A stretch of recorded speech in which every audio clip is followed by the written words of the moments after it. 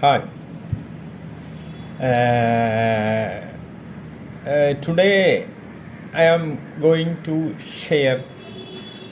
Now we face different types of pollutions and how we can reduce it.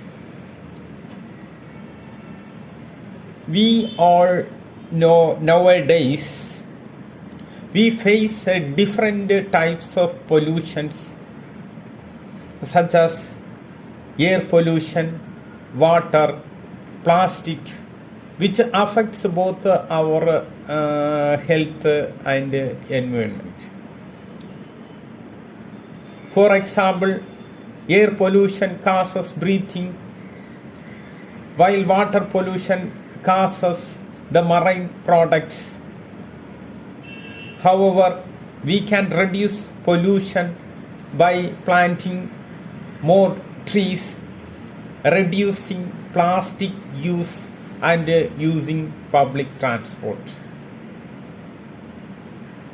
In addition, recycling waste and keep our surroundings clean can make a